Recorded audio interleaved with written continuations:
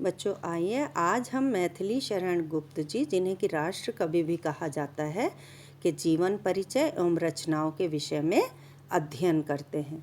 तो मैथिली शरण गुप्त का जन्म झांसी जिले के चिरगांव नामक स्थान पर सन 1886 ईस्वी में हुआ था। इनके पिता श्री रामचरण गुप्त को हिंदी साहित्य से विशेष प्रेम था और वे स्वयं हिंदी के एक अच्छे कवि भी थे। गुप्त जी पर अपने पिता का पूर्ण प्रभाव पड़ा। बाल्यावस्था में ही एक छप्पे की रचना कर इन्होंने अपने पिता को चकित कर दिया था।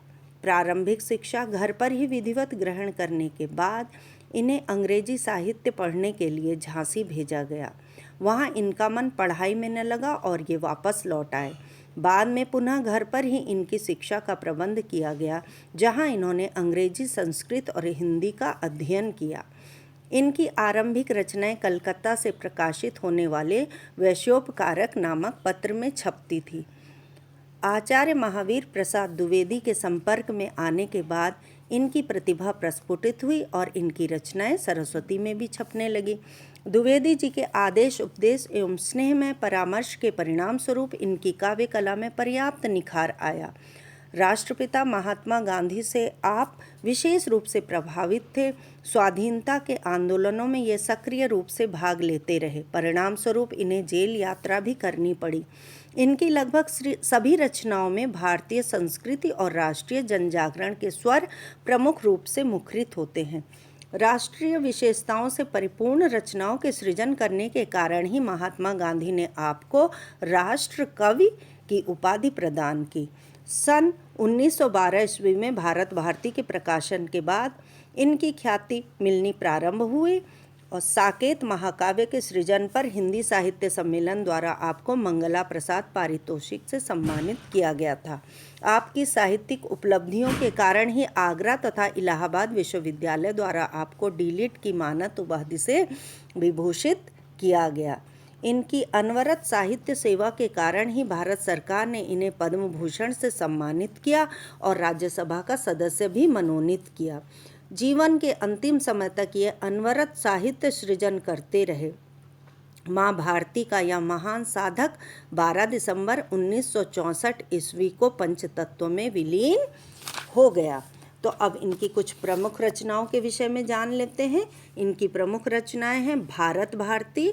इसमें देश के प्रति गर्व और गौरव की भावनाओं पर आधारित कविताएं लिखी हुई हैं और इसी के कारण ये राष्ट्रपति कवि के रूप में भी विख्यात हुए। साकेत, मानस के पश्चात हिंदी में राम काव्य का दूसरा ग्रंथ साकेत ही है। यशोधरा, इसमें उपेक्षित यशोधरा के चरित्र को काव्य का आधार बनाया गया है। द्वापर, जय भारत, विष्णुप्रिया, इसमें हिडिंबा, नहुस, दुर्योधन आदि के चरित्रों को नवीन रूपों में प्रस्तुत किया गया है। गुप्त जी की अन्य पुस्तकें हैं पंचवटी, चंद्रहास, कुणाल गीत, सिद्धिराज, मंगल घट, अनघ तथा मेघनाद वध। तो गुप्त जी ने गुरु को भी बहुत सम्मान दिया है। जो स्थान तुलसी के लिए महावीर हनुमान का है, वही गुप्त जी के लिए महावीर प्रसाद द्विवेदी का है। उन्होंने स्वयं कहा है, करते तुलसीदास भी कैसे मानसनाद महावीर का, यदि उन्हें मिलता नहीं प्रसाद। और इनकी भाषा शैली तो ब्रज भाषा से युक्त इन्होंने रचनाएं की, जो परिष्कृत, सरल तथा शुद्ध खड़ी बोली को भी अपनाया और इन्होंने यह सिद्ध किया कि ब्रज भाषा काव्य सृजन के लिए समर्थ भाषा है। सभी अलंकारों का इन्होंने स्वाभाविक प्रयोग किया है, लेकिन सादृश्य मूलक अलंकार गुप्त जी को अधिक प्रिय हैं। घनाक्षरी, मालिनी, बसंत तिलिका, हरिगीतिका व द्रुत विलंबित आदि छंदों का इन्होंने अपने काव्य में प्रयोग किया है।